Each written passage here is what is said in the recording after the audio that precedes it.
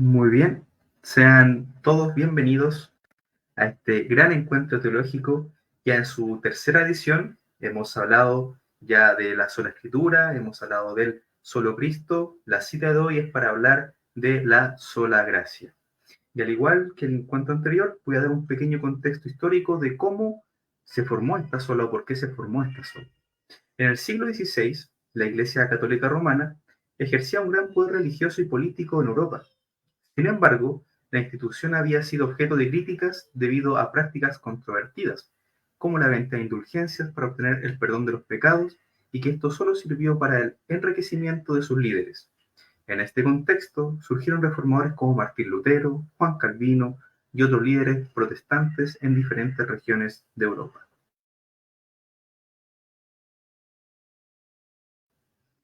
La Iglesia Católica Romana enseñó que la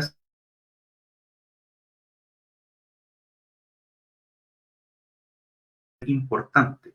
Sin embargo, los reformadores desafiaron esta idea al abrazar la noción de la sola gracia. La sola gracia sostiene que la salvación es un don gratuito y que no puede ser obtenido a través de las obras humanas. Es decir, no es por mérito propio que alguien pueda ser salvo, sino únicamente por la gracia de Dios. Esta creencia fue un punto crucial en el movimiento de la Reforma, ya que puso el foco en la misericordia divina y el amor incondicional de Dios hacia la humanidad. Al enfatizar la sola gracia, los protestantes y reformadores buscarán alejarse de la idea de una salvación basada en el esfuerzo humano, redescubrir la centralidad de la fe en Cristo como único mediador entre Dios y el ser humano. En este encuentro exploraremos más a fondo la importancia de la sola gracia en el pensamiento luterano y calvinista, su relevancia en la actualidad y cómo su comprensión puede enriquecer nuestra relación con Dios. Habiendo dicho esto, hermanos y amigos que nos están viendo, paso a la presentación de nuestros protagonistas. Por el lado luterano, Wittenberg, por favor, preséntese, profesor Andrés San Martín Arrizaga. Hola hermanos, buenas noches, Dios les bendiga. Nuevamente les saluda a vuestro servidor Andrés San Martín Arrizaga, acá desde Temuco, Chile, como parte de la Iglesia Luterana Confesional de la Conferencia Evangélica Luterana Confesional. Un gusto estar acá y nuevamente muchas gracias por esta cordial invitación. Así que dispuestos ahora a recordar un poco de los orígenes de nuestras bases doctrinales. Menciones. Muchas gracias, profesor Andrés. Y por el lado de Ginebra, calvinista, tenemos al profesor Esteban Vázquez Cofré. Por favor, unas palabras, profesor Esteban. Hola a todos, hermanos. Bienvenidos a este tercer encuentro, este tercer coloquio de las cuatro solas. Hoy nos toca conversar con el profesor Andrés de la sola gracia. Espero que sea de bendición este encuentro, igual como han sido de bendición los anteriores. Así que muy buenas noches. Nos espera una interesante hora de estudio teológico.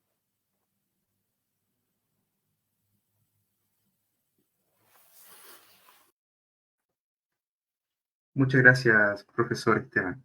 Muy bien, ya lo que nos están viendo les voy a presentar, les voy a decir cómo va a ser el tema de hoy, el cronograma. Van a ser tres temas, igual que las veces pasadas, las ediciones pasadas. Hoy día se va a centrar, por supuesto, en la gracia. Cada tema se va a basar en 10 minutos que va a hablar cada expositor, empezando en este caso el profesor Andrés, 10 minutos, y luego continúa el profesor Esteban, sus 10 minutos. El primer tema va a ser la gracia según las confesiones luteranas y calvinistas. El segundo tema, los méritos.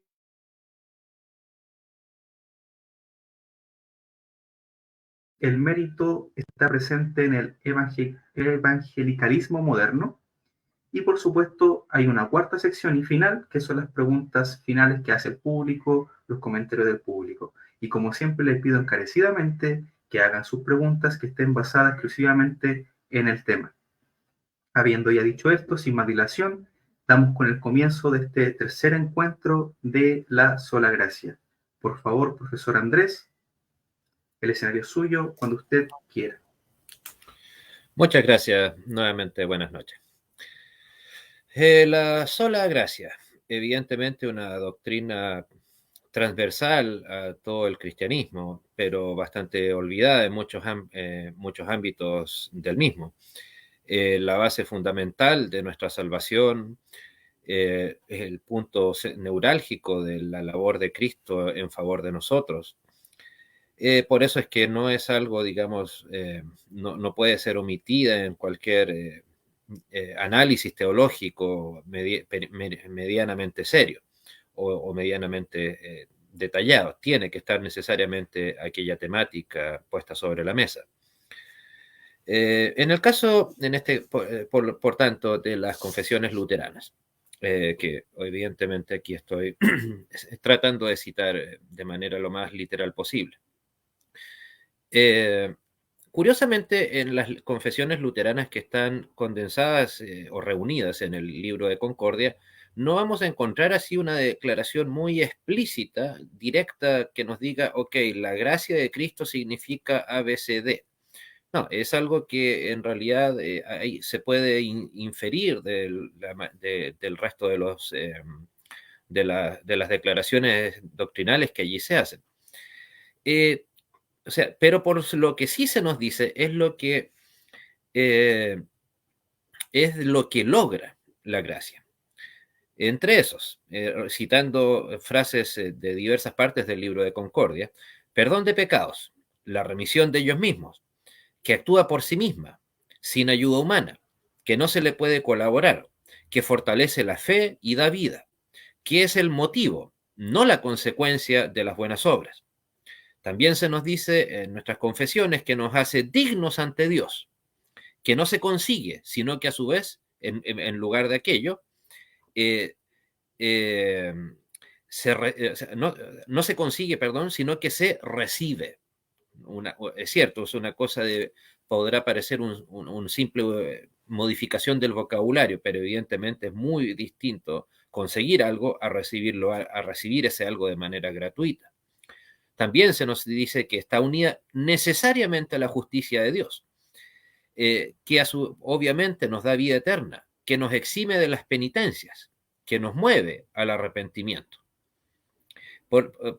Y a su vez, por lo tanto, la palabra justicia, un tema medular para el cristianismo ante Dios, está necesariamente unida al concepto de justificación.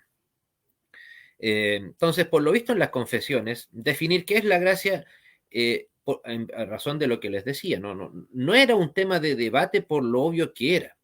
El debate era cómo se lograba, y lo que se lograba gracias a la gracia.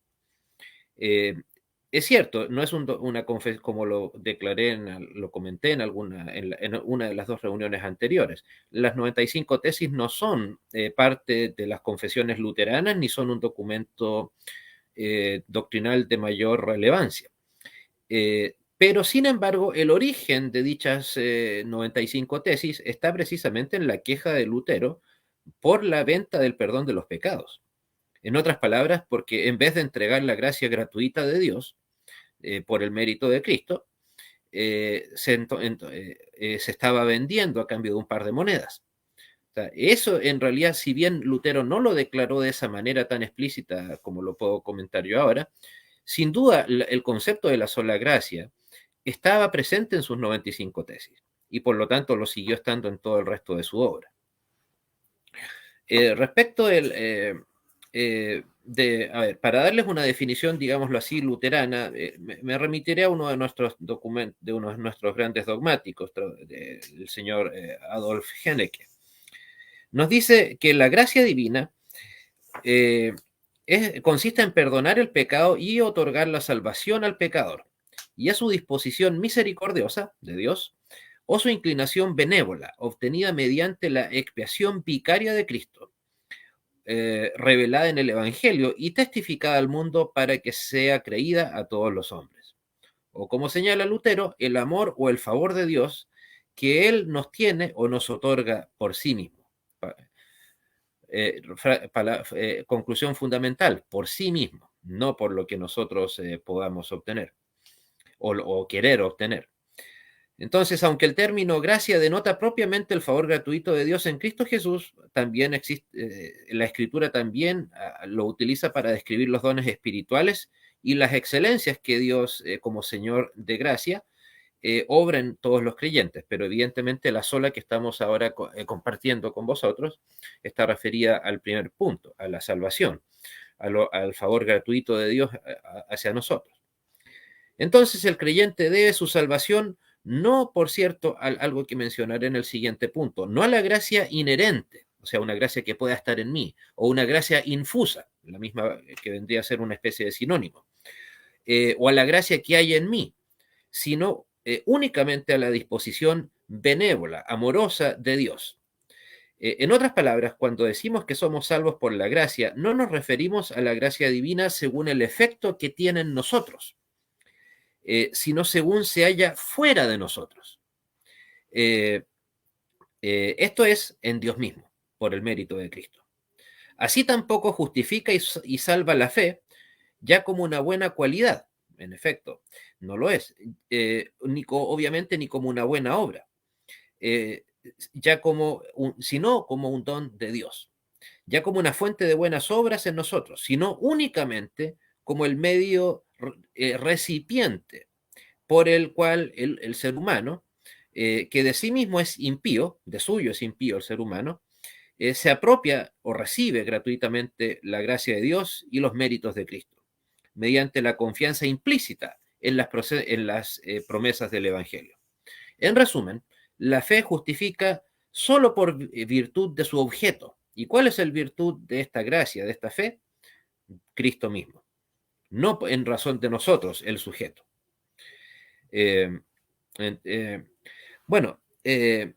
Como les decía, aparece en los primeros atisbos del concepto de sola gracia, indirectamente están en las 95 tesis.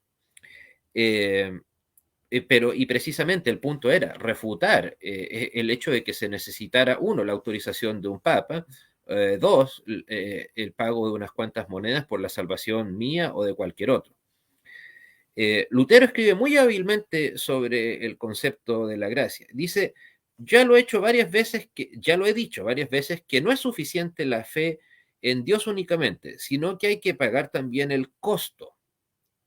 Y no nos escandalicemos, sino esperemos la frase final. Continúa diciéndonos el reformador, los turcos y los judíos creen también en Dios, pero sin los medios y el costo. ¿Y cuál es el costo? Eso lo enseña el Evangelio. Cristo enseña aquí, como en Juan 3:16, que no nos perdemos, sino que tenemos vida eterna. Es decir, que Dios nos ama de tal manera que con gusto pagó el costo. Puso su único y amado Hijo en nuestra miseria, en el infierno y la muerte, todo lo cual tuvo que beber Cristo hasta las heces. Frases literales de Lutero en uno de sus sermones. En otras palabras, o sea, algo que espero para todos quienes hoy nos escuchan sea algo de suyo, una obviedad. Evidentemente, esta fue junto con la sola la escritura y el solo Cristo, es una doctrina que fue redescubierta, no creada, por cierto, por la Reforma en el siglo XVI en cualquiera de sus expresiones.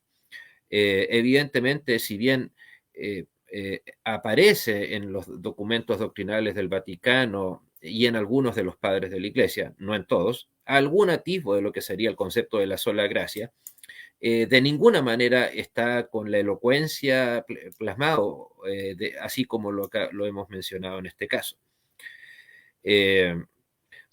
O tomándonos también de la fórmula de concordia, ¿no? Se nos dice que la fe se apropia en la gracia de Dios en Cristo y por esta gracia la persona es justificada. O sea, en otras palabras, la gracia es el puente entre el ser humano pecador y el Dios santo que no puede estar cercano al pecado, ni mucho menos al pecador.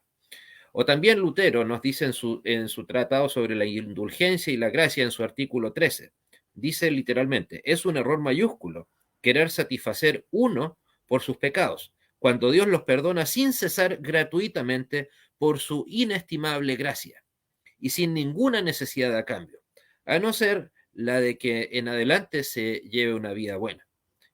La cristiandad exige algunas cosas, también puede remitirlas y no imponer nada que resulte difícil e insoportable. Recordemos entonces, la sola gracia es el mérito de Cristo, que nos exime, insisto, de nosotros ser capaz de tener que pagar algo, el precio del pecado, que evidentemente no podemos pagar. Por lo tanto, recordemos, entonces la sola gracia es la piedra angular de nuestra salvación, de nuestra redención, gracias a la labor vicaria de nuestro Señor Jesucristo en la cruz. Muchas gracias. Muchas gracias, profesor Andrés. Muy bien, les recuerdo a los que nos están viendo de que este primer tema es la gracia según las confesiones luteranas, que fue expuesto por el profesor Andrés. Ahora viene por las confesiones calvinistas. Profesor Esteban, por favor, cuando usted quiera.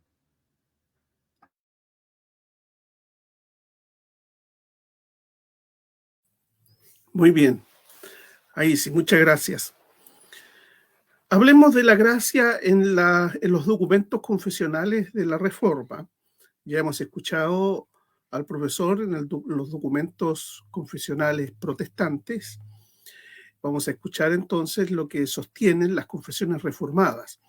Las iglesias de la Reforma, a ver, para no llamar iglesias, porque sería mal el término, en realidad, el movimiento o los creyentes de la Reforma calvinista sustentan que la gracia de Dios es lo opuesto al mérito, igual como lo hacen también los hermanos luteranos. La gracia de Dios es lo opuesto al mérito, porque como dicen los cánones de Dordrecht, ¿qué debería Dios a aquel que de sí mismo no tiene otra cosa sino pecado y mentira? Por lo tanto, no hay mérito en el hombre, que es en sí mismo un saco inmundo de pecado. Y como es un saco inmundo de pecado, por lo tanto, la gracia es la actitud benevolente de Dios que le mueve a dar al pecador lo que no corresponde darle.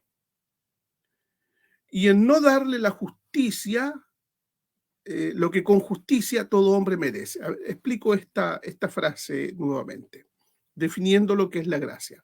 Primero, la gracia es la actitud benevolente de Dios. Esa actitud mueve a Dios a dar al pecador lo que no corresponde darle, por un lado. Esa actitud de gracia mueve a Dios también en no darle al pecador lo que con justicia éste merece. Bien, ¿qué es lo que el pecador no corresponde darle? Al pecador no corresponde darle vida eterna. Sin embargo, Dios se la da. Eso es la gracia. ¿Y qué es lo que corresponde darle con toda justicia al hombre? ¿Qué es lo que éste merece? La condenación eterna por sus pecados. Y en la gracia, esto es lo que Dios no da a este hombre pecador. Es como lo señala, voy a leer un texto de las Escrituras, Romanos capítulo 11, versículo 6. Ahí también tenemos definida la gracia cuando el apóstol Pablo escribe esta extraordinaria carta en el capítulo 11, versículo 6. Y si es por gracia, ya no es por obra. Así que la gracia es lo opuesto a las obras. De otra manera, la gracia ya no sería gracia, porque si la salvación fuese por obras, entonces ya no es por gracia. Si fuera por obras, ya no sería gracia. De otra manera, la obra ya no es obra. Es decir, si Dios diese la salvación por las obras, entonces ya no es por la gracia. Y si es por la gracia, entonces necesariamente la salvación ya no es por las obras. Eso es lo que señala Romanos 11:6. La gracia es tratar favorablemente a quien no lo merece. Es una actitud que hay en Dios, no una actitud que haya en nuestros corazones. Y esto esta doctrina de esta actitud benevolente, no merecida del pecador, pero que Dios benevolentemente lo trata como si éste fuese justo. va a estar en las confesiones reformadas esparcida y regada la doctrina de la gracia en un sinfín de materias. Voy a leer solo algunas de ellas. En los cánones de Dordrecht, el capítulo primero de los cánones, el párrafo 7, va a enseñar que la elección de Dios es por gracia. Dice así: esta elección es un propósito inmutable de Dios por el cual Él, antes de la fundación del mundo, de entre todo el género humano caído por su propia culpa, de su primitivo estado de rectitud, en el pecado y la perdición, predestinó en Cristo para salvación por pura gracia y según el beneplácito de su voluntad a cierto número de personas, no siendo mejores estas personas o más dignas, porque la gracia no tiene nada que ver con la dignidad, no son mejores ni más dignas que las demás, sino hallándose en igual miseria que las otras, igualdad de condición, miserables, y puso a Cristo también desde la eternidad por mediador y cabeza de todos los predestinados y por fundamento de la salvación. Y a fin de que fueran hechos salvos por Cristo, Dios decidió también dárselos a Él, llamarlos y atraerlos poderosamente a su comunión por medio de su palabra y Espíritu Santo, o lo que es lo mismo, dotarles de la verdadera fe en Cristo. Esa es la obra de la gracia. Justificarlos por gracia, santificarlos y finalmente guardarlos poderosamente en la comunión de su Hijo, glorificarlos en prueba de su misericordia y para alabanza las riquezas de su gracia soberana, conforme está escrito, según nos escogió en él antes de la fundación del mundo, para que fuéramos santos y sin mancha delante de él. En amor, habiéndonos predestinado para ser adoptados hijos suyos por medio de Jesucristo, según el puro afecto de su voluntad, la gracia, para la alabanza de la gloria de su gracia, con la cual nos hizo acepto en el amado. Eso es la gracia. La gracia consiste en que Dios, de su pura bondad, nacido de su propio corazón, por puro amor, ha decidido al pecador, a algunos de estos pecadores, elegirlos para la salvación. Así que la elección es por gracia. También van a decir los documentos confesionales de la Reforma. Voy a buscar el párrafo que tengo aquí. Estoy buscando el Catecismo Mayor de Westminster. En la pregunta 70 del Catecismo Mayor de Westminster vamos a encontrar que Dios justifica al pecador solo por la gracia. Dios elige al pecador por la gracia sola y también justifica al pecador por la sola gracia. ¿Qué es la justificación? La justificación es un acto de la libre gracia de Dios para con los pecadores. Así que gracia es la actitud de Dios hacia el pecador, por el cual Dios perdona todos sus pecados, acepta y estima a sus personas como justas delante de sus ojos, no por causa de alguna cosa hecha en ellos o por ellos, sino únicamente por la obediencia perfecta y satisfacción plena que dio Cristo, atribuida a nosotros por Dios, recibida solo por la fe. Y allí Dios nos justifica en los méritos de Cristo, en esa obediencia perfecta, en esa satisfacción perfecta, nos justifica. Y ese acto de justificación es un acto de la libre gracia de Dios para con los pecadores. Nótese que en las confesiones reformadas se habla de la libre gracia de Dios, porque Dios no está obligado a tener esta actitud amorosa, esta actitud salvífica, esta actitud redentora con nadie. Lo que su justicia y su atributo de justicia exige es que el pecador sea condenado por sus pecados.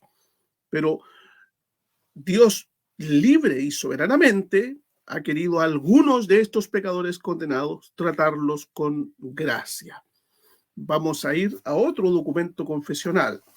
Buscaré en la Confesión de Fe de Westminster, este extraordinario documento confesional redactado en la Inglaterra, allá en la ciudad de Westminster.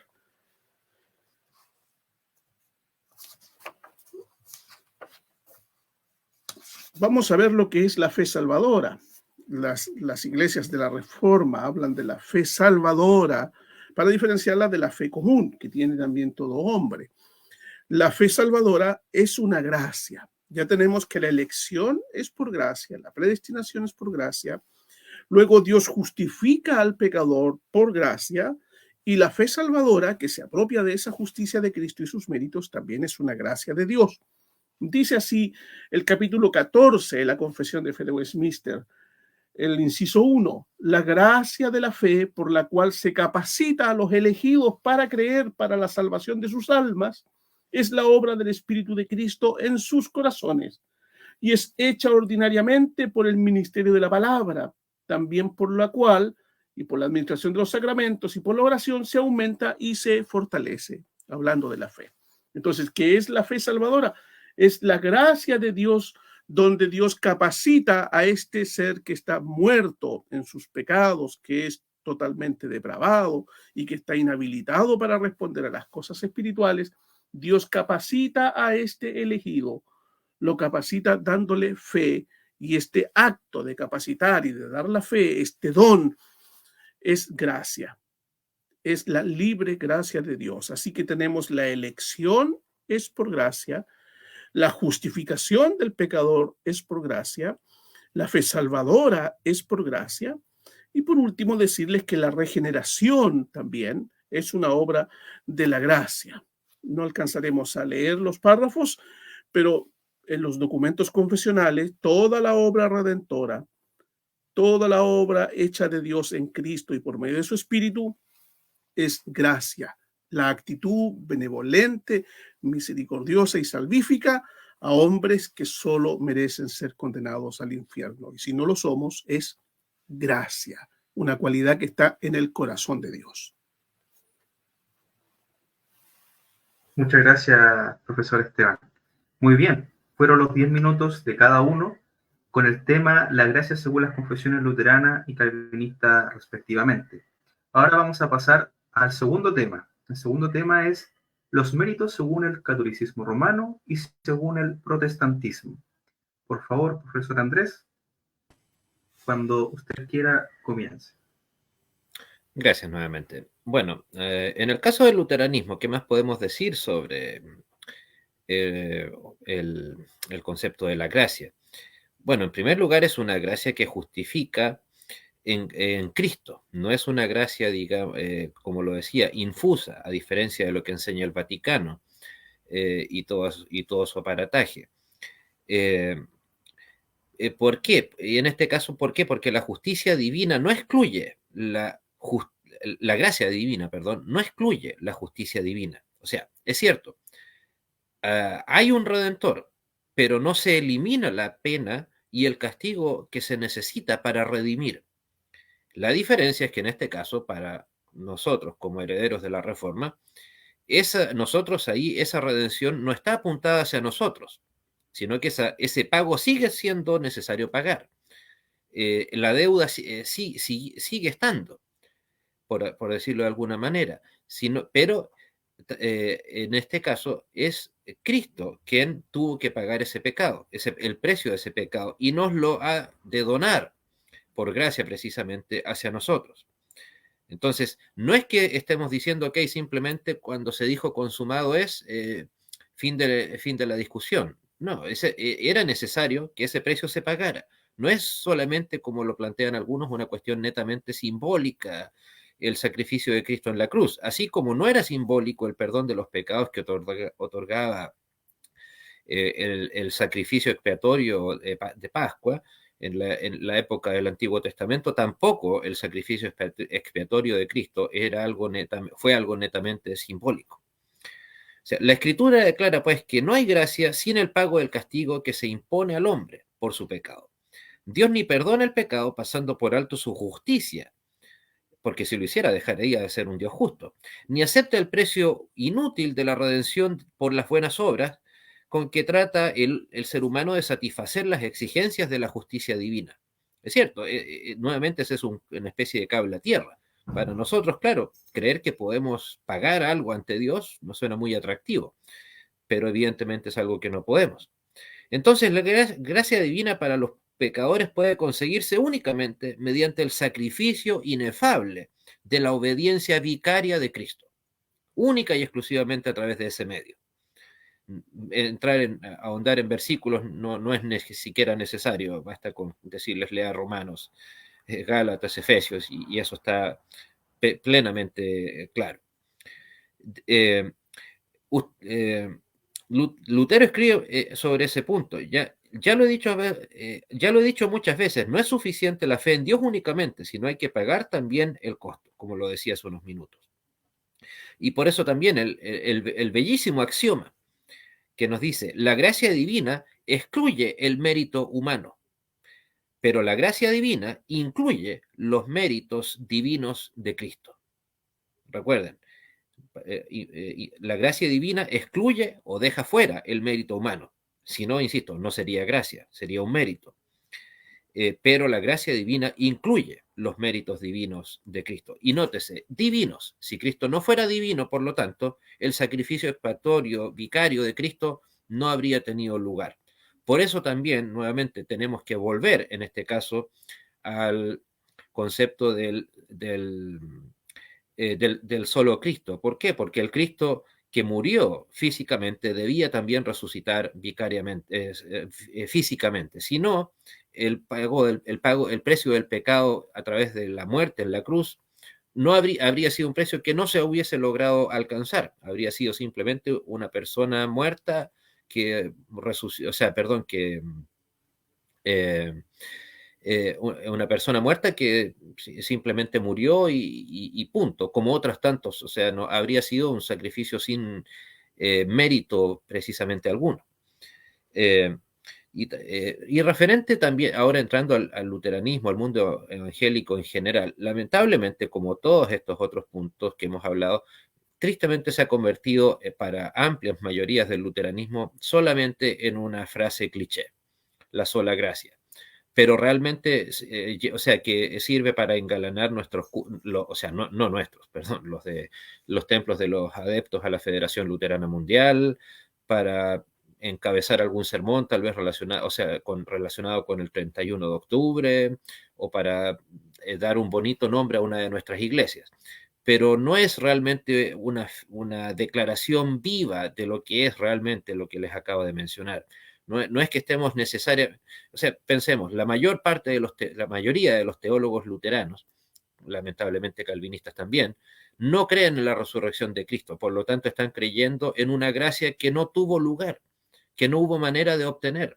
Si Cristo no resucitó físicamente, por lo tanto no hay gracia. Si Cristo no nació virginalmente, también el Cristo que conocemos deja de tener todo el mérito necesario para... o sea, es el hijo, sería, si Cristo no nació virginalmente, también sería otro pecador más, casi al igual que nosotros. O sea, no es solamente un, comillas, simple error doctrinal, sino derechamente, como lo decía, es lisa y llanamente una herejía. Es una doctrina que lamentablemente, insisto, es solamente eso, una doctrina para enseñar, para memorizar, pero que no se hace realidad en la vida cotidiana de las iglesias que se hacen llamar luteranas. Basta ver, insisto, con el desarrollo del luteranismo en el siglo XIX y XX, los grandes documentos doctrinales que ha emitido el luteranismo, el concepto de sola gracia es prácticamente uno más entre otros, no una base fundamental. La declaración de Barmen, firmada entre luteranos, calvinistas y unidos en 1934, con el pseudo calvinista Calvart y Dietrich Bonhoeffer, el hereje luterano a la cabeza, en contra de los nazis, que era más un panfleto político que doctrinal, el tema de la gracia pasa casi desapercibido, tristemente, siendo que debería ser uno de los que lo encabezara. No es una obligación, una sana obligación creer en la salvación por gracia para los teólogos y pastores que lo acepten. Y más aún, en el siguiente, en la parte de las preguntas, ahondaré un poco en ese momento, ya que veo que se pregunta al respecto. Muchas gracias. La Federación Luterana Mundial firmó el año 1997, tristemente un 31 de octubre, en la ciudad de Augsburgo, en la iglesia de Augsburgo, en la catedral, donde se presentó nuestra primera confesión de fe, la confesión de Augsburgo, se firmó la tristemente recordada o famosa en su momento Declaración Conjunta sobre la Doctrina de la Justificación, en donde se nos dice una frase que puede parecer muy bonita. Dice, juntos confesamos en lo que atañe a la salvación, el ser humano depende enteramente de la gracia redentora de Cristo. Redentora de Dios, perdón. Suena muy lindo, ¿no? Pero la gracia en la que cree el católico romano, la gracia infusa, esa gracia que tiene que ver conmigo, que algo yo puedo aportar en ella, por el motivo que sea, ¿es la misma gracia en la que cree usted calvinista, usted luterano? Evidentemente que no. O sea, en el fondo estaban firmando estos herejes una declaración haciendo como si hiciéramos, no sé, por utilizar una analogía un tanto tal vez absurda podrá parecer, pero es como pretender que un automóvil lo vamos a poder echar a andar con benzina de 95 y mezclarla con parafina. Ok, ambos son combustibles, me dirán. Sí, pero no por eso el motor del auto va a terminar destruido. Y tristemente eso es lo que hizo la Federación Luterana Mundial. Se dio demasiado insisto, en poner en discusión, como si eso fuera algo discutible, el tema de la justificación y por lo tanto de la gracia. Recordemos, el tema de la justificación no puede estar de ninguna manera separado, alienado de la doctrina de la sola gracia. Sin la salvación por gracia no hay justificación, por lo tanto son doctrinas que necesariamente deben ir unidas una a la otra. Y bueno, lamentablemente, insisto, eso no es algo que se haya tenido muy en cuenta por los teólogos herejes que lamentablemente aplaudieron de pie con vítores incluidos la firma de este documento. Que insisto, ya que se me pregunta por él, lo explicaré con un poco más de detalle en la sección de las preguntas. Muchas gracias. Muchas gracias, profesor Andrés. Muy bien, ahora damos paso a Ginebra, nos trasladamos a Ginebra con el profesor Esteban. Por favor, los méritos según el catolicismo romano y según el protestantismo. Ese es el tema. Tiene sus 10 minutos. La Iglesia Católica Romana reconoce 3 tipos de mérito. Voy a partir por lo que se conoce o se llama el mérito congruo. Mérito congruo se refiere a las recompensas que Dios concede por las buenas obras que realizamos, aunque estas obras en sí mismas no sean suficientes para merecer una recompensa eterna. Este tipo de mérito, que obtiene recompensa temporal, pero no recompensa eterna, se basa en la misericordia divina y en la confianza en Dios. Y ese es el mérito congruo. Otra vez vuelvo a explicarlo, el mérito congruo se refiere a las recompensas que Dios concede por las buenas obras que realizamos, aunque estas obras en sí mismas no sean suficientes para merecer una recompensa eterna. Ya es un mérito, Dios da de acuerdo al mérito, y este mérito es congruo porque no es un mérito suficiente para merecer la recompensa eterna. Luego tenemos lo que se conoce como mérito de condignidad. Se refiere a las buenas obras que realizamos con la ayuda de la gracia divina y que merecen una recompensa eterna de Dios. Estas obras son buenas en sí mismas y están en conformidad con la voluntad de Dios. Entonces, en el mérito congruo, lo que Dios hace es entregar recompensas temporales porque tal mérito no alcanza para recompensas eternas.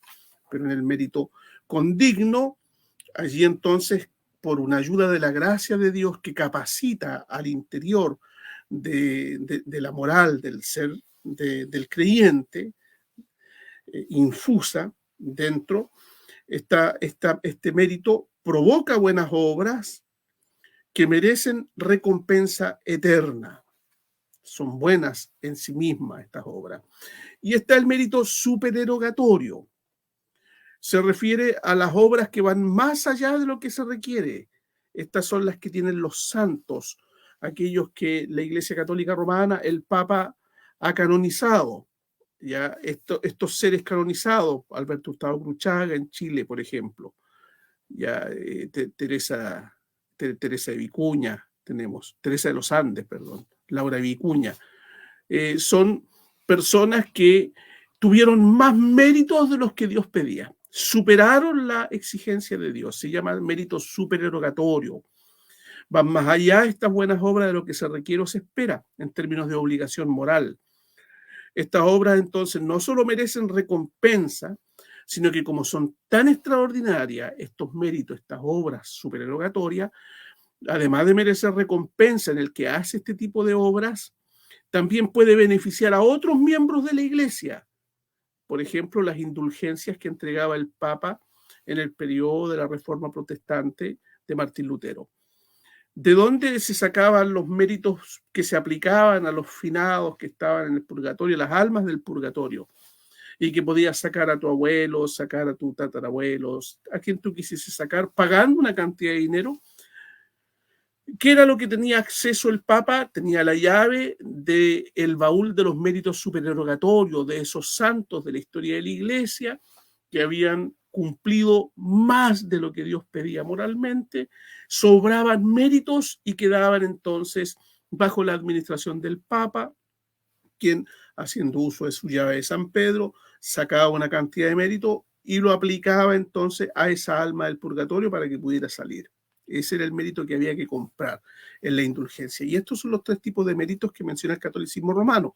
Vuelvo a mencionarlo, el mérito congruo, es decir, que merece recompensa temporal por sus buenas obras, aunque no alcanza para la recompensa eterna. El mérito de condignidad, que son las obras realizadas con la ayuda de la gracia divina y que merecen recompensa eterna de parte de Dios. Y el mérito supererogatorio, esas obras que van más allá de lo que se esperaba, más allá de lo que se exigía y que se pueden repartir en la comunión de los santos, se pueden repartir entonces a aquellos que le faltan méritos. En el protestantismo las cosas no son así. En el protestantismo y en las iglesias de la Reforma, en los creyentes de fe reformada, los méritos de los que hablamos y creemos en ellos son los méritos de Cristo. Y creemos que solo los méritos de Cristo son los que benefician a los creyentes. Voy a leer el artículo 22 de la Confesión de Fe belga. Dice así, para que vayamos conociendo el documento confesional, donde expresamos lo que creemos respecto al mérito. Creemos que para obtener un verdadero conocimiento de este gran misterio, el Espíritu Santo enciende en nuestros corazones una fe sincera, la cual abraza a Jesucristo con todos sus méritos. Eso es lo que hace la fe. Abraza a Jesucristo con todos sus méritos, se lo apropia y fuera de él ya no busca ninguna otra cosa, porque necesariamente tiene que concluirse que si todo está en él, es decir, en Cristo, aquel que posee por la fe a Jesucristo tiene en él su salvación completa. De modo que si se dijera que Cristo no es suficiente, por cuanto que además de él es aún necesario algo más, sería una blasfemia, porque de ahí se seguiría que Cristo es solamente un Salvador a medias. Por eso justamente decimos con el apóstol Pablo que el hombre es justificado solo por la fe o por la fe sin obra. ¿Y de qué se apropia la fe? De los méritos de Cristo. Continúa el documento confesional. Sin embargo, no entendemos, que quede esto claro, no entendemos que sea la fe misma la que nos justifica, pues ella es solamente un medio por el cual abrazamos a Cristo nuestra justicia. Mas Jesucristo, imputándonos todos sus méritos y las santas obras que Él ha hecho por nosotros y en nuestro lugar, es Él nuestra justicia. Y la fe es un instrumento que nos mantiene con Él en la comunión de todos sus bienes. No en la comunión de los santos, los bienes de la comunión de los santos, no en los méritos de los santos, sino de todos los bienes de Cristo. La fe nos une y nos mantiene en comunión con todos los méritos de Cristo, los cuales, siendo hechos nuestros, nos son más que suficientes para la absolución de nuestros pecados. Ahí tenemos en la confesión belga la doctrina protestante respecto al mérito. Voy a ir también a otro documento confesional. Voy a leer el documento de la Confesión de Fe de Augsburgo, porque los calvinistas creemos lo mismo que los hermanos luteranos en este punto. Y la Confesión de Fe de Augsburgo, en el párrafo 2 del pecado original. A ver, déjenme revisar. Claro, dice, además se enseña entre nosotros que desde la caída de Adán todos los hombres que nacen según la naturaleza se conciben y nacen en pecado. Esto es, de todos desde el seno de la madre están llenos de malos deseos, inclinación y por naturaleza no pueden tener verdadero temor de Dios ni verdadera fe en Él. Además, esta enfermedad innata y pecado hereditario es verdaderamente pecado y condena bajo la ira eterna de Dios a todos aquellos que no nacen de nuevo por el bautismo y el Espíritu Santo. Al respecto, se rechaza a los pelagianos y otros que niegan que el pecado hereditario sea pecado porque consideran que la naturaleza se hace justa mediante poderes naturales en menoscabo de los sufrimientos y de los méritos de Cristo. Y ahí nuevamente están mencionados los méritos de Jesucristo, nuestro Señor, en el documento confesional de nuestros hermanos luteranos, la Confesión de Augsburgo.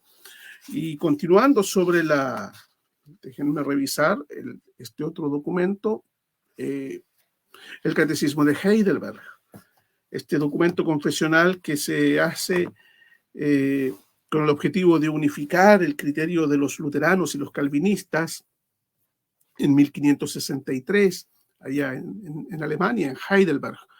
La pregunta 21 del catecismo, ¿qué es la verdadera fe? Dice, no es solo un seguro conocimiento por el cual considero cierto todo lo que el Señor nos ha revelado en su palabra, sino también una verdadera confianza que el Espíritu Santo infunde en mi corazón por el Evangelio, dándome la seguridad, esta es la fe salvadora, dándome la seguridad de que no solo a otros, sino también a mí mismo Dios otorga la remisión de pecados, la justicia y la vida eterna, y eso de pura gracia y solamente por los méritos de Jesucristo. Y ahí está nuevamente el concepto de los méritos. ¿Ya? Otra vez el concepto de los méritos. Si reviso otro párrafo, nuevamente Confesión de Fe de Augsburgo. Estoy leyendo el documento confesional en su capítulo 28 de la potestad de los obispos. Dice, puesto que son contrarios al evangelio tales reglamentos instituidos como necesarios para aplacar a Dios y merecer la gracia, de ninguna manera incumbe a los obispos imponer tales actos de culto. Es necesario tener en la cristiandad la doctrina de la libertad cristiana, es decir, que la servidumbre de la ley no es necesaria para la justificación, como dice Pablo en Gálatas 5:1, pues es preciso preservar el artículo principal del Evangelio de que obtenemos la gracia de Dios por la fe en Cristo sin nuestro mérito y que no la merecemos mediante actos de culto establecidos por los hombres, sino todo esto por los méritos de Cristo el Señor. Así que los méritos de Cristo alcanzan y son suficientes, solo ellos nos dan una buena relación con Dios. Muchas gracias, profesor Esteban Vázquez. Muy bien, entonces se nos va ya el segundo tema, que era los méritos según el catolicismo romano y según el protestantismo. Recordarles a todos que viene el tercer tema y último, y luego de este vendrá la ronda de preguntas, que les pido encarecidamente, como se los dije en un principio, que hagan sus preguntas a través que van hablando los expositores, pero que sean respondidas al final y que tengan que ver exclusivamente con el tema de la sola gracia. Muy bien, profesor Andrés, vamos con el último tema, que es ¿cómo el mérito está presente en el evangelicalismo moderno? Por favor, tiene sus 10 minutos. Bueno, gracias nuevamente. Tristemente yo creo que en el evangelicalismo moderno, entiéndase en este caso, normalmente el concepto de evangelicalismo, las iglesias no de origen no histórico, no de la Reforma, sino ya nietas incluso de ella. Creo que solapadamente está muy, y a veces no tan solapadamente, está muy presente. Tristemente creo que sí. Doctrinas como la doctrina de la prosperidad, la doctrina de la retribución, precisamente en buena medida dejan de lado precisamente la sola gracia. ¿Por qué? Porque esperan cosas del creyente, del ser humano, que Cristo no pide. Por lo tanto, el ser humano tiene que obedecer, tiene que cumplir, tiene que ofrendar, tiene que diezmar. ¿Para qué? Para obtener el favor de Dios. Ok, tal vez no lo digan abiertamente, ni hablar de teologías aún más heréticas como la teología de la liberación, que básicamente no es nada más que marxismo bautizado, como lo diríamos algunos. Pero todo ese tipo de doctrinas que, claro, están tristemente muy fuertes en el mundo evangélico moderno, sí, llegaron y con bastante fuerza. O sea, ahí podemos hacernos algunas preguntas. Por ejemplo, no pocas veces he escuchado algunas de ellas como, ¿no pudo Dios como juez supremo, como ser supremo, extender su gracia a los hombres por medio de su poder soberano, sin necesidad de la expiación de Cristo? ¿O no es un pensamiento indigno de Dios que su gracia para con los pecadores tenga que ser primero comprada por la obediencia perfecta de su Hijo, Cristo? Ese tipo de preguntas son tan innecesarias como inútiles. O sea, es como que nosotros nos preguntáramos ahora, ¿y qué pasaría si es que la ley de gravedad no fuera real? Pues bueno, en el universo que conocemos, en el planeta en el que conocemos, la ley de gravedad existe y si suelto este destacador que tengo en mi mano, simple y sencillamente se va a caer. O sea, no es un tema que haya que, digamos, es una pregunta, insisto, que es muy común a escuchar, las que les acabo de mencionar, pero que no tienen sentido alguno. ¿Por qué? Porque todos los que enseñan que Dios extiende su gracia a los pecadores sin la muerte de Cristo, entre esos, por ejemplo, los unitarios, eh, los modernistas, teólogos como Ritschl, Harnack, etcétera, rechazan con esa enseñanza la fe cristiana. Defienden la doctrina pagana y se hallan fuera, evidentemente, del seno de la iglesia cristiana. Pues la iglesia cristiana es la comunión de los creyentes que confían en la misericordiosa remisión de los pecados mediante la sangre de Cristo. Es cierto, por supuesto, aceptamos la voluntad de Dios. Sin duda que es algo, es algo es plena, es soberana su voluntad. Pero recordemos, la muerte, el perdón de los pecados nos llega por el mérito de Cristo, no por la voluntad soberana. Son procesos, insisto, no contradictorios, pero simplemente son distintos. Y lamentablemente, insisto, volviendo al punto, creo que esa parte en donde, como decía, que la iglesia es la comunión de los creyentes que confían en la misericordiosa remisión de los pecados mediante la sangre de Cristo. Creo que, lamentablemente, luteranismo no confesional incluido, en el mundo evangelical, eso es, insisto, tal vez un bello emblema, una bella frase, pero no creo que esté plenamente presente en el mundo protestante o evangélico de hoy. Creo que, insisto, esas doctrinas que acabo de mencionar y otras tantas, insisto, eso es una especie de efecto dominó. Partimos en nuestra primera sesión con el concepto de la sola escritura. Pues bueno, si la sola escritura la ponemos en duda, la relativizamos, la tratamos de unir con la interpretación de terceras personas o confundirla con ambas, entonces, bueno, ¿qué nos puede quedar después? Cualquier cosa puede ser puesta en duda entonces. Sí, algunos me dicen, y bueno, ¿y qué pasa si la gente interpreta la Biblia a su manera? ¿Le vas a dar esa libertad a la gente de interpretar la Biblia como estime conveniente? Alguien me dijo, ¿no es acaso peligroso? Sí, sin duda que es peligroso, pero es un riesgo que, insisto, prefiero que corramos. No veo, no podemos caer al estilo de los grandes persecutores políticos, sociales, económicos, incluso religiosos, al estilo de la Inquisición, que a fin de evitar el error permitían o prohibían, perdón, el libre examen, en este caso, de las escrituras. Prefiero, insisto, darle a la gente, al creyente esa libertad, corriendo el riesgo de que se equivoquen, pero no podemos tener una iglesia llena de gente que esté solamente por obediencia y no por convicción en nuestros templos. Eso evidentemente no sería realmente creer en la iglesia cristiana que nosotros creamos. Pero sí, lamentablemente esta doctrina ha sido muy solapada en algunos casos, en otros, o si lo pensamos en las iglesias mal llamadas o llamadas neopentecostales, ¿Cuándo será la última vez que se mencionó en un culto de ellos o en un estudio bíblico de ellos, si es que acaso los tienen, el estudio o el concepto de la sola gracia? Tal vez cuando se suben al carro de la victoria y salen a celebrar el 31 de octubre. Pero dudo mucho que toda esa doctrina de la prosperidad, que a la larga es lo que más los caracteriza, sea realmente algo que sea parte de ellos. Y lamentablemente, insisto, en el mundo teológico luterano no confesional, también eso es un simpático axioma, un bello emblema, pero no es una realidad. Digamos, una realidad, tal vez se acepte intelectualmente, pero espiritualmente creo que, salvo excepciones, de ninguna manera. No, lamentablemente, como todos estos movimientos que se desprenden de su base, en este caso la sola escritura, finalmente terminan como lo que ha sucedido en general, insisto, licuándose, diluyéndose. ¿Por qué? Porque si ponemos una base, si quitamos una base, en este caso la sola gracia, la sola escritura, vamos a necesariamente querer poner otra.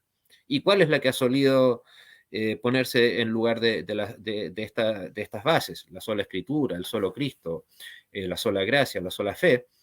Pues bueno, la podemos reemplazar por la autoridad en el caso del Vaticano, del magisterio, de la misma iglesia, en el caso del mundo neopentecostal, del profeta de turno, de su supuesta autoridad, o también reemplazamos la gracia de Cristo por los méritos que podemos supuestamente tener nosotros con nuestras autoflagelaciones, nuestros diezmos, nuestros ayunos, creyendo que eso en el fondo es una manera de cooperar en la gracia que, insisto, es un regalo tan gigante que tristemente, en vez de recibirlo con los brazos abiertos, tristemente en estas iglesias, pareciera que es despreciado, buscándose desesperadamente una manera en que haya un reemplazo para lo que Cristo hizo. O sea, un regalo tan fabuloso, tan hermoso como es la gracia de Cristo, lamentablemente es derechamente despreciado, desechado, dejado de lado como si nosotros tuviéramos algo que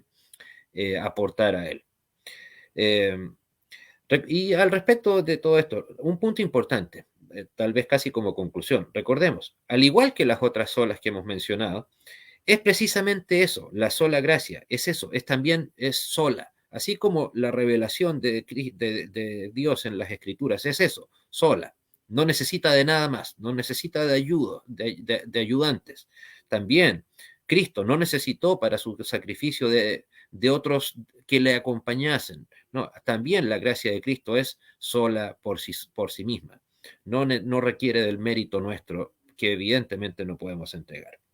Y finalmente, lo más importante, la sola gracia está fundamentada en el mérito de Cristo. Sin Cristo no hay gracia. Sin gracia no hay fe. Y sin fe no hay salvación. Muchas gracias. Muchas gracias, profesor Andrés. Muy bien, ya quedaría los últimos 10 minutos de este tercer encuentro de la sola gracia. Por favor, profesor Esteban, recordar antes que ya se viene la sección de preguntas, así que vayan pensándola para que la vayan poniendo en el chat y luego nosotros las proyectaremos y podrán aquí los expositores responder a aquellas preguntas. Por favor, profesor Esteban Vázquez, la pantalla es suya. Muy bien. ¿Cómo está presente el mérito en la iglesia evangélica actual? Bueno, aclarar que solo algunas de ellas no tienen clara la doctrina de la gracia. El problema es que no son pocas, son muchas. Pero hay algunas denominaciones evangélicas que sí tienen clara la doctrina de la gracia. Pocas. Más son las que no tienen claridad en este punto. Eso quería decir como primer punto a tratar, ya como primer dato. ¿Cómo está presente el mérito en las iglesias evangélicas?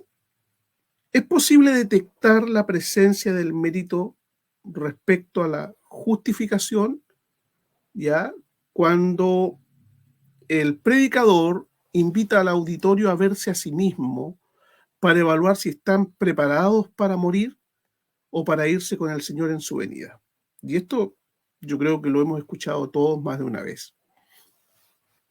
Cuando el pastor o el predicador pregunta a la audiencia, ¿cómo estás para irte con el Señor? Por ejemplo, dio el sermón de las 10 vírgenes, las vírgenes insensatas y las vírgenes prudentes, y finaliza el sermón como si fuese una gran conclusión, y pregunta, ¿cómo estás para irte con el Señor? ¿Estás preparado? Ahí, en esas dos preguntas, está presente la doctrina del mérito, porque hace que la persona que está escuchando mire hacia su vida, si es que está preparado o no está preparado. Nunca vamos a estar preparados. Nunca.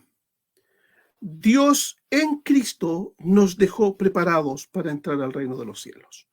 Nos vistió con la justicia perfecta de su Hijo. No podemos estar mejor preparados que como Dios nos dejó en su Hijo Jesucristo. No necesitamos prepararnos nosotros para ir al cielo, en el sentido que tuviésemos que adquirir algo, por ejemplo, más cantidad de santidad. Y se van a citar versículos como sin santidad nadie verá al Señor, pero todos esos textos deben entenderse en su contexto y en el sentido de toda la Escritura y en concordancia con todas las Escrituras, las doctrinas de las Escrituras. Así que preguntar si estás preparado para irte con el Señor, estás sustentando que tu aceptación ante Dios va a depender de algo que tú haces. Y eso es un grave error. Es una doctrina contra la gracia, una enseñanza contra la gracia.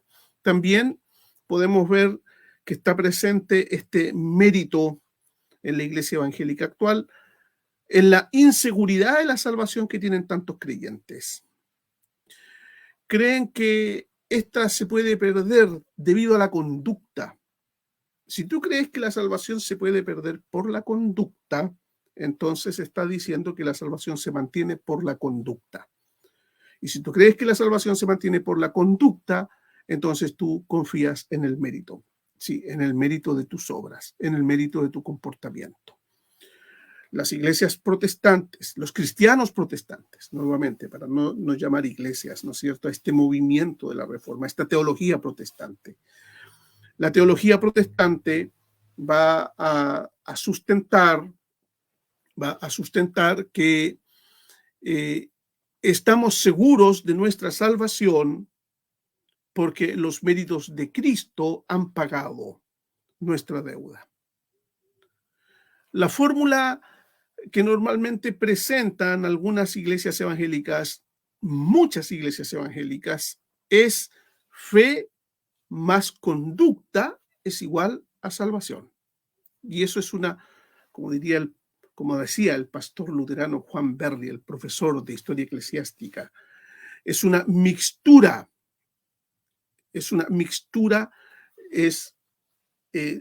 La iglesia evangélica que sostiene esto es una larva.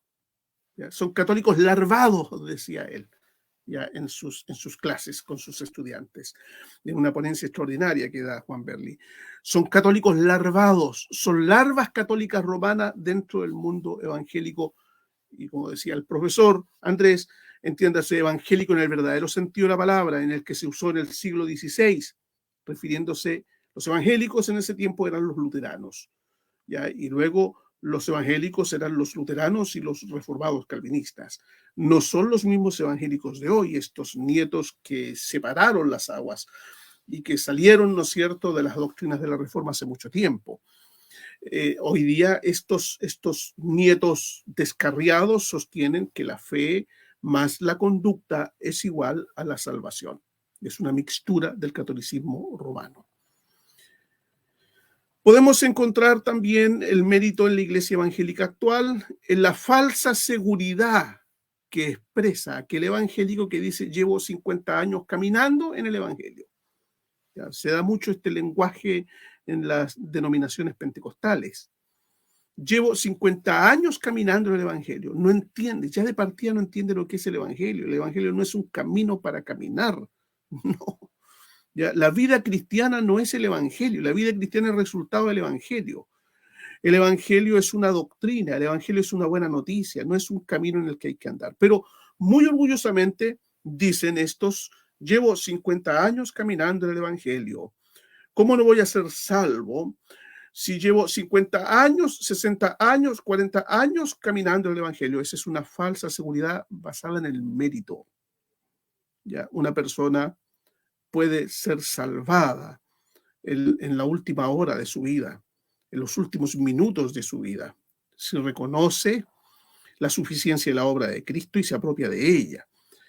Y aunque no lleve 50 años, será salvo, y es muy probable que el que lleva 50 años pero no confía en la obra redentora de Cristo no entrará en el reino de los cielos, porque no tiene que ver con los años que tú lleves.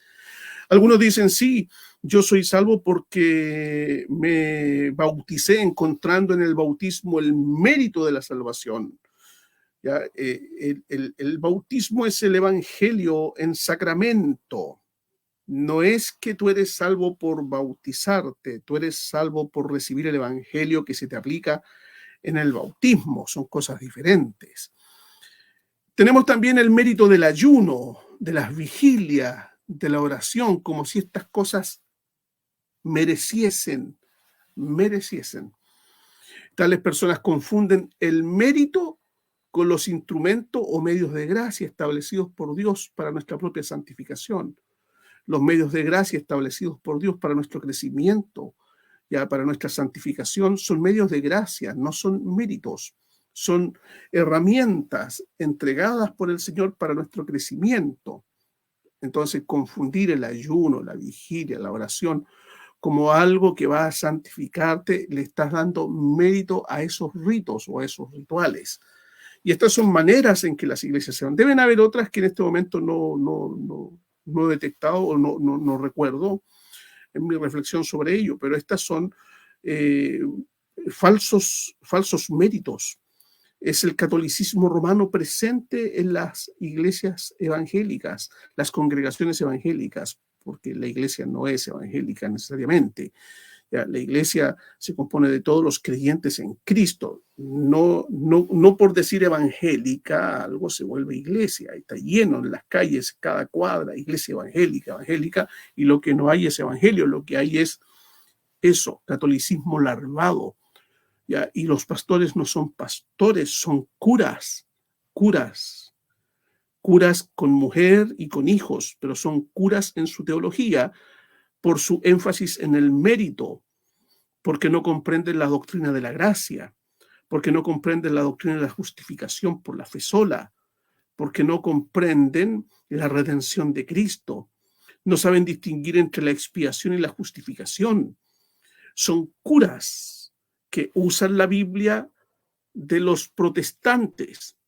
Ya, la Casiodoro de Reina, un ex monje que traduce al español, y usan la Biblia de ese ex monje, pero la comprenden como curas, la comprenden desde el catolicismo romano, desde los méritos, y siguen creyendo que la salvación, el perdón de los pecados pasados, está seguro, pecados pasados, pero que de aquí en adelante ellos deben vivir haciendo la voluntad de Dios para entrar en el reino de los cielos. Eso es catolicismo larvado.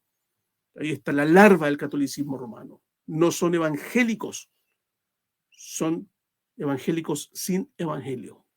Son católicos romanos, aunque no se definan papistas.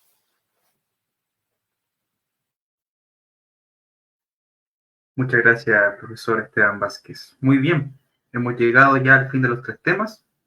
Pasaremos entonces para la sección final, que serán las respuestas a las preguntas que hizo la gente. Van a ser 2 preguntas para cada uno.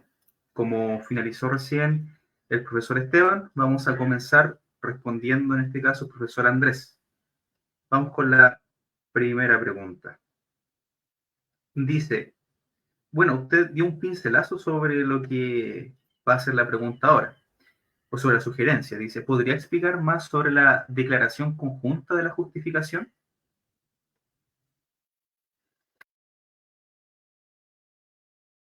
Documento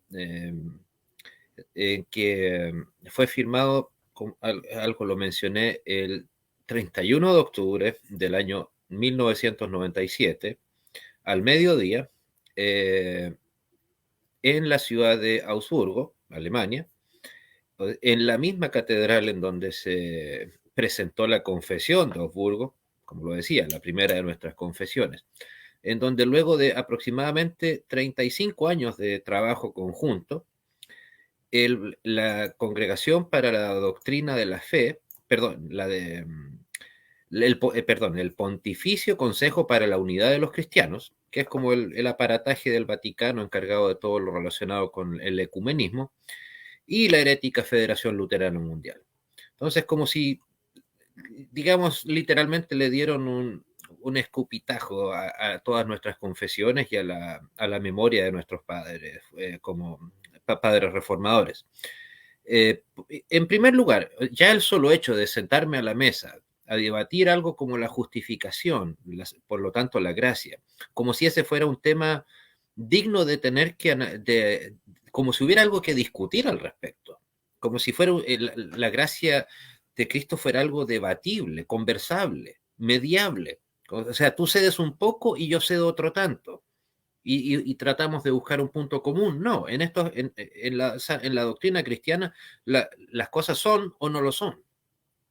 Y claro, para colmo, esta declaración, básicamente por muchas buenas intenciones del cardenal Cassidy, que fue y Walter Kasper, dos grandes teólogos, por cierto, por parte del Vaticano, así como un total, si mal no recuerdo, de 12 obispos y teólogos luteranos de la Federación, firmaron este documento, un documento que, por cierto, fue propiciado ni por la Federación Luterana Mundial ni por el Vaticano, sino por la ONU. Y eso, insisto, consta en cualquier documento, incluso hay un documental sobre eso. Pero, insisto, más allá de los detalles, que de por sí hay varios que son más que reprochables, para empezar, hablan en conjunto de la gracia, siendo que, como tanto el pastor como yo, como su servidor lo dice, la gracia en la que cree el Vaticano es una muy distinta a la que cree de manera, al menos en nuestros documentos doctrinales, tanto luteranos como calvinistas o la iglesia protestante que usted quiera. Entonces, estamos haciendo un conjunto de algo que nunca ha estado unido. Entonces, tristemente esa declaración, como les digo, fue ampliamente apoyada por la Federación Luterana Mundial y todos sus seguidores, pero que básicamente fue anulada por un documento que salió creo que menos de un año después, la declaración Dominus Jesus del entonces cardenal Ratzinger, el gran inquisidor del Vaticano. ¿Por qué? Porque básicamente nos vuelve a declarar como no iglesia. ¿Por qué? Porque dice que los que no estamos bajo la sucesión apostólica oficial, aquella conflictiva doctrina que enseña el Vaticano, entonces nosotros no somos iglesia propiamente tal. En otras palabras, con la declaración conjunta, como que a los luteranos de la Federación lo sacaron del infierno, pero con el documento de Ratzinger, insisto, Dominus Jesus, los volvieron a mandar al infierno también, de vuelta. Entonces, insisto, más allá de los puntos que son varios discutibles, insisto, con muy poca Biblia abierta, evidentemente, no... o sea, ya insisto, el hecho de discutir la gracia, como insisto, no es algo negociable. No me imagino a alguien discutiendo si es que 2 más 2 es 4. Es 4 y punto. No es algo que, o sea, como les decía, un regalo tan valioso como la gracia de Cristo, es algo que debe ser proclamado, defendido, enseñado, pero de ninguna manera negociado. Y lamentablemente esto es lo que hizo la Federación Luterana Mundial. Y más allá de todo, insisto, podrán imaginarse que cualquier documento que firme el Vaticano es porque es de su plena conveniencia. O sea, aquí los únicos que realmente cedieron fueron los mal llamados luteranos de la Federación. De ninguna manera el Vaticano movió una coma de su catecismo o de su magisterio, ni absolutamente nada. Entonces, más aún, o sea, insisto, además de un insulto a nuestras confesiones y a nuestros fundadores, también fue tirar la Biblia bastante lejos y un autoinsulto a nuestra propia identidad como iglesia. Curiosamente, fue tan importante esa declaración que la primera vez que se hizo mención al luteranismo en el diario El Mercurio de acá de Chile fue cuando tristemente se firmó aquel documento. Incluso salió un cuerpo completo del diario El Mercurio al respecto de eso. Y bien sabemos que el diario El Mercurio está lejos de ser un diario de inclinación minúsculamente protestante. Evidentemente es un diario muy permeado por el catolicismo romano. Entonces, como les digo, o sea, es cierto, mencionan conceptos como la gracia, la justificación, pero evidentemente el católico romano ve la gracia, la justificación, la sola fe, la sola escritura de una manera diametralmente opuesta a la que la ven las confesiones luteranas. Por lo tanto, insisto, tal vez fue un paso adelante, pero para después dar 5 pasos más hacia atrás, insisto. Y más encima, como les digo, todo esto quedó en la nada prácticamente con las mismas palabras del señor Ratzinger. Algunos dirán es que solamente fue la palabra de Ratzinger, que era el prefecto para la Congregación de la Doctrina de la Fe, pero bueno, 2 años más adelante fue elegido papa, así que no estamos hablando de una simple opinión, sino de la opinión del gran inquisidor del Vaticano. Por lo tanto, insisto, fue nada más que, insisto, una bofetada, un cachetazo a nuestras confesiones y a la memoria de nuestros padres fundadores. Muchas gracias, profesor Andrés, clarísimo. Y ahora al profesor Esteban. ¿Cómo se concilia la enseñanza de la sola gracia, con la responsabilidad humana en la conversión y el llamado a arrepentirse y creer en el Evangelio según la perspectiva calvinista? Ahí de todas formas está la pregunta para que usted pueda leerla. Perdón, pastor, está silenciado en un segundo. Ahora sí. ¿Sí? Ahí sí. Muy bien. Gracias. Con el profesor Andrés hemos conversado, después de terminar estas charlas de las 4 solas de la Reforma, posiblemente vamos a abordar una serie de temas relacionados con las caricaturas que existen sobre el protestantismo luterano y las congregaciones reformadas calvinistas.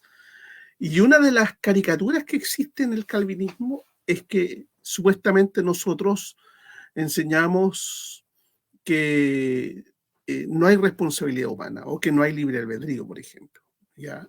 Y esas doctrinas tenemos que aclararlas, tenemos que explicar las caricaturas que se han hecho. Y esta pregunta va por ahí, por ese lado de las caricaturas, como si la gracia eliminara la responsabilidad humana, la conversión, el llamado a arrepentirse y el creer en el Evangelio. Bueno, hay que leer sencillamente los documentos confesionales y esa pregunta se responde. Por ejemplo, la pregunta 67 del Catecismo Mayor de Westminster. Dice así esta pregunta: ¿qué es el llamamiento eficaz? Ese llamamiento se hace en la evangelización, así que nunca hemos negado la necesidad de la evangelización. El llamamiento eficaz es la obra de la gracia y del poder omnipotente de Dios, por la cual, de su libre y especial amor a sus elegidos, y sin que haya en ellos nada que mueva a Dios a actuar, Dios en el tiempo aceptado los invita mediante el llamado del Evangelio. Y no solo los invita, los trae a Jesucristo por su palabra y por su espíritu, iluminando salvadoramente sus mentes, renovando y determinando de modo poderoso sus voluntades, de tal manera que ellos, aun cuando están muertos en pecado, por esta obra que se hace en ellos subjetivamente, son hechos deseosos y capaces de responder libremente a su llamado y de aceptar y abrazar la gracia ofrecida y transmitida a él. La gracia provee la conversión, la gracia provee el arrepentimiento, la gracia provee la fe. Y la gracia sana el arbitrio. Así que no hay ningún problema frente a eso. Ningún problema, no hay una contradicción. Voy a leer lo que dice el Catecismo de Heidelberg. Pregunta 65. Si solo la fe nos hace participantes de Cristo y de todos sus beneficios, dime, ¿de dónde procede esta fe? del Espíritu Santo, que la hace obrar esta fe por la predicación del Santo Evangelio. En ese Evangelio Dios nos llama a arrepentirnos y a creer lo que es la conversión. Encendiendo el Espíritu Santo mediante la predicación del Santo Evangelio, encendiendo en nuestros corazones la fe verdadera en el corazón de los elegidos y confirmándola por el uso de los sacramentos. Así que no hay contradicción en el calvinismo respecto a la conversión, el arrepentimiento y la fe y la gracia. La gracia va a provocar en nosotros, mediante el llamamiento del Espíritu Santo, la conversión que consiste en arrepentirse y creer, y esto lo hace por la predicación del Evangelio. El Espíritu de Dios hace de la lectura, especialmente la predicación de la palabra, un medio eficaz para iluminar, convencer y humillar a la persona pecadora, sacándola de sí misma, conduciéndola a Cristo, conformándola a su imagen, subyugándola a su voluntad, fortaleciéndola contra las tentaciones y corrupciones, edificándolas en su gracia y afirmando sus corazones en santidad y consuelo por medio de la fe para salvación, y todo esto lo hace Dios mediante la gracia del llamamiento eficaz. Muchas gracias, profesor Esteban. Y pasamos a la segunda pregunta, en este caso que va dirigida al profesor Andrés. Dice, si la salvación es solo por gracia, que es lo que hemos estado viendo en esta exposición, ¿cómo se reconcilia esta enseñanza con la idea de la cooperación humana en la conversión y la vida cristiana, tal como se destacan algunas enseñanzas luteranas? A ver, yo diría más que se destaca, se suele interpretar, pero no es que haya una cooperación, digamos, de manera efectiva. ¿Por qué? Porque, para aclararlo, para las enseñanzas y las confesiones de fe luteranas, el bautismo, así como también el sacramento de la Eucaristía, es un medio de gracia. Es una manera también en donde Cristo nos entrega su gracia. El bautismo no lo vemos como una cooperación. Recuerden, para el luterano el bautismo no es a diferencia de otras iglesias como los bautistas principalmente o menonitas, esa corriente, no es una muestra de mi obediencia hacia Dios, porque esa obediencia no tiene valor alguno, sino porque es un regalo de Dios hacia el creyente. O sea, el bautismo es un medio de gracia, ¿por qué? Porque es un regalo de Dios santo hacia el ser pecador, al igual que la Eucaristía, es un regalo consagrado por Cristo, entregado a su vez a nosotros creyentes. O sea, como nos lo dice respecto del bautismo, Hechos 2:38, no es culpa de los luteranos que diga eso. Nos dice leo de la recién emitida revisión de la Reina Valera de la Sociedad Bíblica Trinitaria. Arrepentíos y bautícese cada uno de vosotros en el nombre de Jesucristo para perdón de pecados. O sea, no es que, digamos, estemos inventando algo que no aparezca en ninguna parte de la Biblia. Aquí se nos dice claramente que hay perdón de pecados en el bautismo. Y ya los detalles ya evidentemente son mucho más extensos de explicar, pero no de ninguna manera es un tipo de cooperación. ¿Por qué? Porque, como lo decía, a diferencia del bautismo, especialmente de las iglesias que enseñan exclusivamente el bautismo de adultos, no es un acto ni el bautismo ni la Santa Cena es como lo dicen ellos, una ordenanza, sino que es un sacramento. Por lo tanto, es un acto de un don de Dios. El bautismo no es un acto de obediencia en donde yo le estoy cumpliendo una orden a Dios. Por eso es que, por ejemplo, también la oración no es para nosotros un sacramento. ¿Por qué? Porque la oración, ahí sí hay algún grado de obediencia. ¿Por qué? Porque la oración va del ser humano pecador hacia el Dios Santo, o sea, de abajo hacia arriba. No así el bautismo, que insisto, es un medio de gracia que nos otorga la salvación. Evidentemente, la persona puede alejarse de la fe, independiente del bautismo de si haya tenido bautismo o no. Eso no se trata de eso, pero de ninguna manera, insisto, es un tipo de cooperación. Puede a la perspectiva humana, a los ojos humanos parecerlo, que enseñamos de forma tal vez un tipo de cooperación, pero haga la siguiente analogía. Yo le pregunto a usted, la Tierra que está aquí ahora en estos momentos está detenida o está en movimiento. Yo, claro, excepto los movimientos propios de mí, veo que la Tierra está detenida, pero no, está moviéndose. ¿Por qué? Porque nuestra limitada comprensión de la realidad no nos hace darnos cuenta, a menos de no ser por lo que podemos ver en los libros o en Internet, de que nuestro planeta está moviéndose en todo momento. Entonces, es simplemente una cuestión de la percepción humana. Claro, a simple vista puede parecer que yo, el padre, al bautizar a mi hijo, estoy, comillas, cooperando. Pero no, estoy simplemente haciendo que, en este caso, mi hijo, o si fuera adulto bautizándome también, estoy recibiendo un regalo, un don de Dios en mi favor, el don del Espíritu Santo también. Puede perfectamente hablarse del bautismo o del don del Espíritu Santo, en el caso de las confesiones luteranas. Entonces, insisto, puede que de forma aparentemente se vea cooperación, un acto en favor de, pero no, es nuevamente Dios actuando, dando su don, su salvación hacia el ser humano. Muchas gracias, profesor Andrés, por esa respuesta. Y muy bien, entonces vamos a la última. En este caso sería para el profesor Esteban, que es, ¿cómo responden los calvinistas a la idea de que la enseñanza de la sola gracia puede llevar a una actitud de pasividad y falta de esfuerzo en la vida cristiana? Esta sería la última pregunta. Ahí otra vez estamos ante una caricatura, porque nosotros, los cristianos de confesionalidad calvinista o de teología calvinista, nunca hemos enseñado que el hecho de tener la certeza de nuestra salvación y de creer que formamos parte de los predestinados o elegidos pueda llevarnos a una actitud de pasividad, de falta de esfuerzo en la vida cristiana. Nuevamente está el desconocimiento en los documentos confesionales. La mayoría de la gente que critica el calvinismo lo critica sin nunca haber leído documentos confesionales de estos.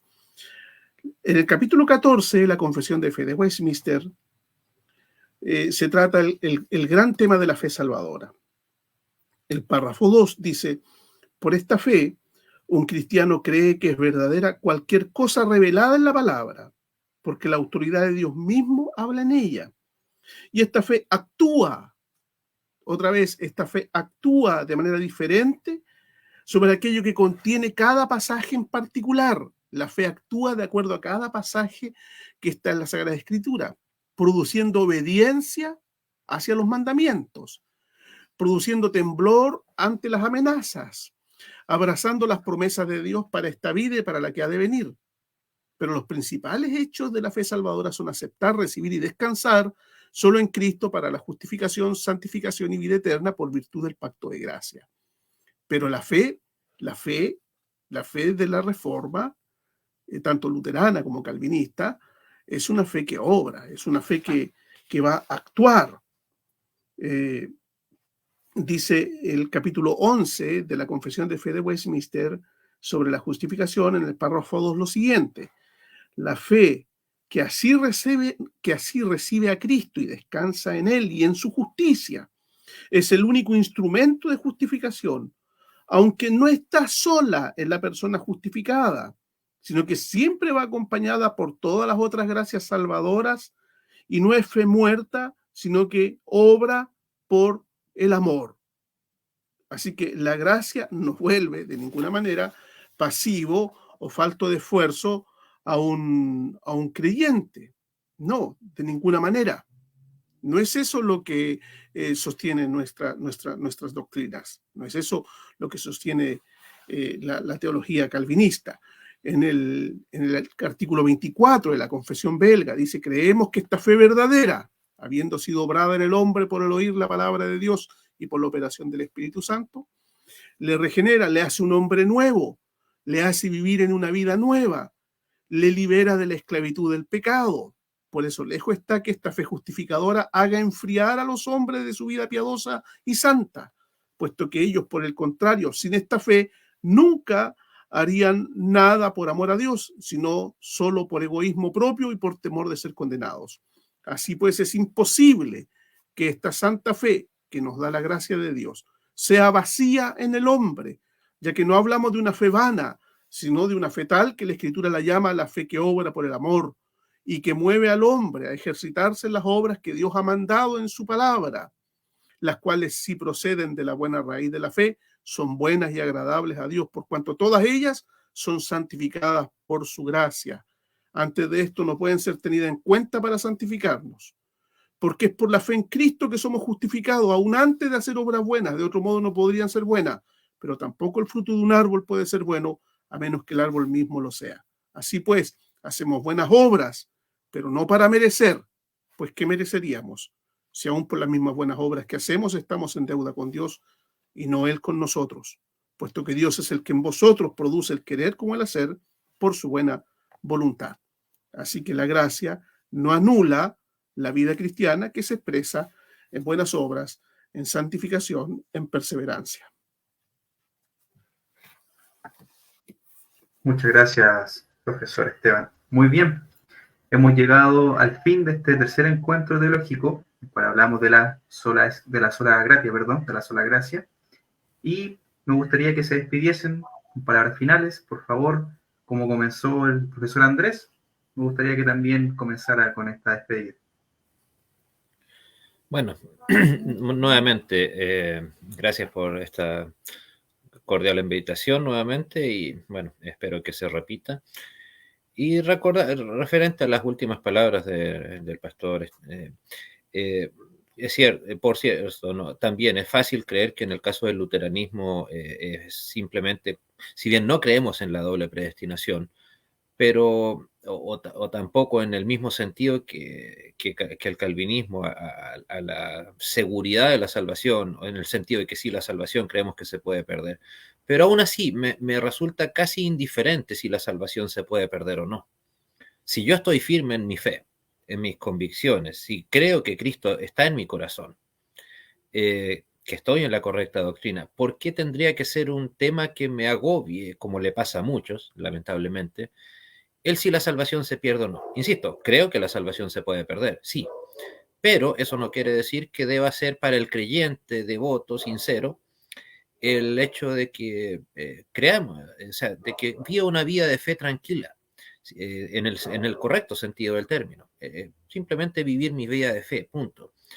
Más allá de si se puede perder o no la fe. Insisto, eso también puede ser fácilmente una caricatura en la que se puede caer tanto en favor de luteranos como de calvinistas. Y bueno, a modo de conclusión, para despedirme, recordemos ese hermoso axioma que les leí hace unos minutos. La gracia divina excluye el mérito humano, pero la gracia divina incluye los méritos divinos de Cristo. Méritos divinos de Cristo que, gracias a Dios, están junto a nosotros. Muchas gracias. Gracias por sus palabras finales, profesor Andrés. Profesor Esteban, por favor, unas palabras finales también. Bien, muchas gracias, hermanos, por haber estado durante toda esta hora escuchando esta nueva ponencia. Los dejo invitado para la cuarta ponencia de estas 4 solas. Nos queda la sola fides, solamente la fe. Creo que han sido encuentros muy edificantes, luteranos y calvinistas juntos en estas 4 solas que han traído tanta libertad en el corazón de quienes creemos que esta verdad es una verdad bíblica apostólica. La gracia del Señor siempre sea la base de nuestra confianza al acercarnos a ese trono. Somos aceptados en Cristo, solo por gracia. Que el Señor les bendiga. Hasta la próxima, hermanos.